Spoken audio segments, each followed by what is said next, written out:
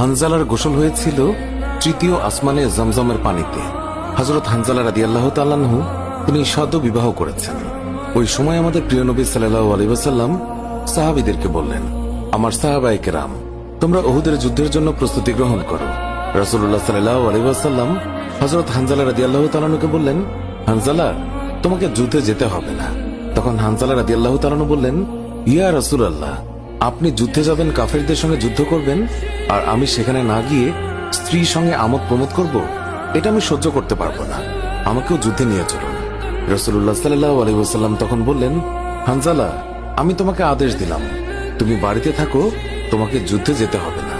হানজালা তখন নবীর আদেশ শুনে কাঁদতে কাঁদতে বাড়ি চলে গেল। আমাদের প্রিয় নবী সাল্লাল্লাহু আলাইহি ওয়াসাল্লাম সাহাবীদেরকে নিয়ে যুদ্ধে চলে গেছেন। এদিকে সাহাবী হানজালা তার স্ত্রীর সঙ্গে রাত কাটানোর পর তার উপর গোসল ফরজ হয়ে গিয়েছে, তাই সে গোসল করতে গেছেন, পানি নিয়ে দাঁড়িয়েও গেছে।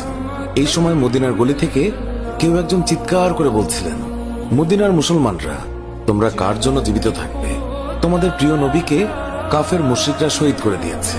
এই কথা যেই মাত্র হানজালার কানে পৌঁছালো, তখনই তিনি পানির বালতি ফেলে দিয়ে তার স্ত্রীর কাছে গেল এবং তার স্ত্রীকে বলল, হে আমার স্ত্রী, তাড়াতাড়ি আমার তলোয়ারটা দাও। যে কাপুরুষরা আমার নবীকে শহীদ করেছে, যে কাফেররা বিশ্বনবী হযরত মুহাম্মদ সাল্লাল্লাহু আলাইহি ওয়াসাল্লামকে হত্যা করেছে, আমি তাদেরকে ছাড়ব না। আজ হয় তারা মরবে, না হয় আমি মরব। যেই দুনিয়ায় নবী নেই, সেই দুনিয়ায় আমি বাঁচতে চাই না। দাও, আমার তলোয়ারটা দাও। তখন হানজালার স্ত্রী বললেন, আপনি আমার নবীর হত্যাকারীকে হত্যা করতে যাচ্ছেন? যান, আমি বাধা দেব না, আমার বাধা দেওয়ার অধিকার নেই। তবে আপনি দয়া করে গোসল করে পবিত্র হয়ে যান, কেননা আপনার উপর গোসল ফরজ হয়ে গিয়েছে। এছাড়াও আপনি যদি উহুদের ময়দানে শহীদ হয়েও যান, আমি কোনো দুঃখ করব না।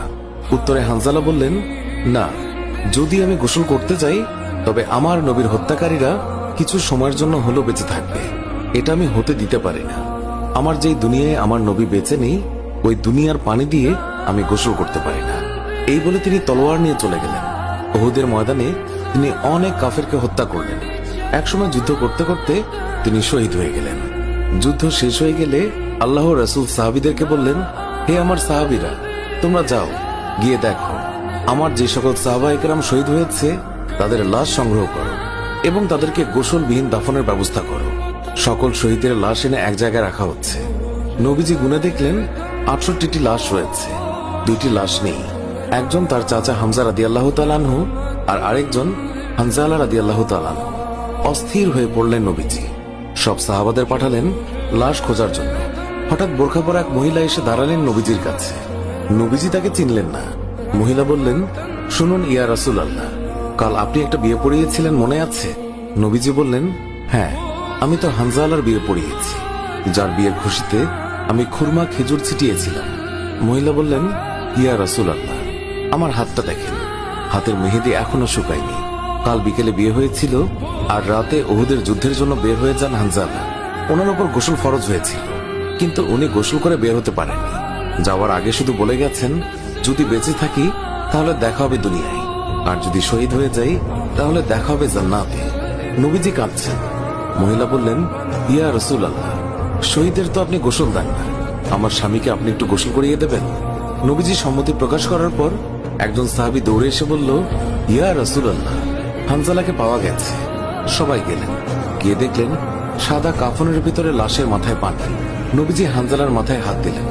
জিবরাইল আলাইহিস সালাম আসলেন নবীর কাছে, এসে বললেন, ইয়া রাসূলুল্লাহ, হানজালার কোরবানিতে আল্লাহ পাক এতটাই খুশি হয়েছে যে আমার বাহিনীকে আদেশ করলেন তাকে নিয়ে আসতে। ইয়া রাসূলুল্লাহ, আমরা ফেরেশতারা তাকে তৃতীয় আসমানে নিয়ে জমজমের পানি দিয়ে গোসল করিয়েছি এবং তার শরীর থেকে যে সুগন্ধ পাচ্ছেন, এটা আল্লাহ পাকের বিশেষ খুশবু, মেশক আম্বর আতরের ঘ্রাণ। আমরাই ওনাকে কাফনের কাপড়ে আচ্ছাদিত করেছি। আল্লাহ তার প্রিয় মানুষকে কি পরিমাণ ভালোবাসেন, কি পরিমাণ সম্মানিত করেন, তা আমাদের পক্ষে কল্পনা করাও সম্ভব নয়।